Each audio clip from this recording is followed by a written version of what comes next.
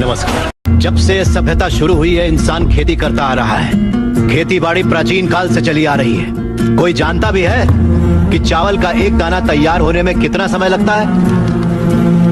नहीं जानता।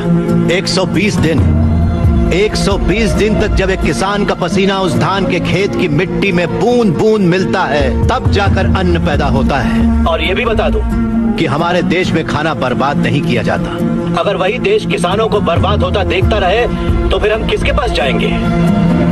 खाना खिलाने वाले से कहा जाता है अन्नदाता सुखी भवतु।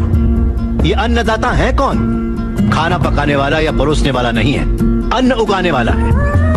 और ये खेती जैसा उपहार ईश्वर ने हमें दिया है। सेल फोन के बिना हम जिंदा रह सकते हैं, टीवी और एसी के बिना भी हम लोग जिंदा रह सकते हैं।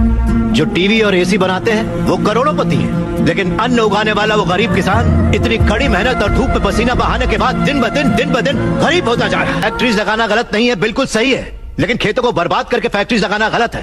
इस देश में कितनी ही बंजर जमीनें हैं, कितनी ही पथरीले जमीनें हैं। क्यों? क्योंकि वहाँ पर पानी नहीं है, इसीलिए खेती करने में इतनी परेशानी उठानी पड़ती है। जरा सोचकर जवाब दीजिए कि किसान पानी लेने कहाँ जाएगा? इस देश में पिछले 10 साल में 1,71,105 से ज्यादा किसान आत्महत्या कर चुके हैं। उसमें से 25,000 से ज्यादा किसान तो इसी इलाके में रहते थे।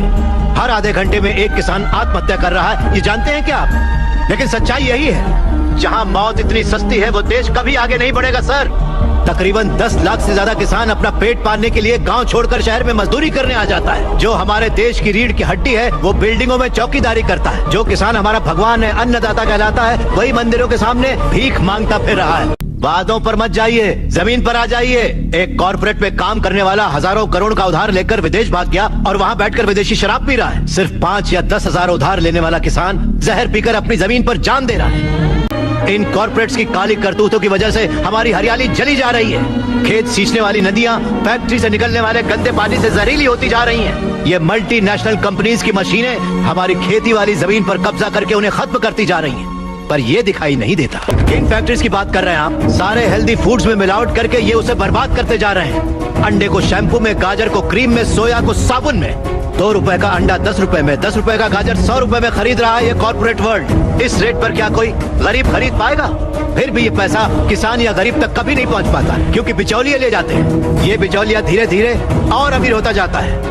अन्न पैदा करने वाला किसान गरीब से गरीब होता जाता है। पौष्टिक खाना न मिल पाने की वजह से गरीब बच्चे, गरीब बूढ़े बीमारी से मर रहे हैं सर। नौकरी कैसी भी हो हमारी बेहतरी के लिए होनी चाहिए, लेकिन हम उन फैक्ट्रियों के गुलाम बनकर अपनी जिंदगियां खराब कर रहे हैं। याद रखिए, खेती भी एक उद्योग है और किसान उद्योगी है, उसे अगर हमारे गांव की समस्याओं को आप लोगों ने नजरअंदाज किया तो एक न एक दिन हर गांव हमारे गांव जैसा ही बन जाएगा। समझ जाइए आप लोग।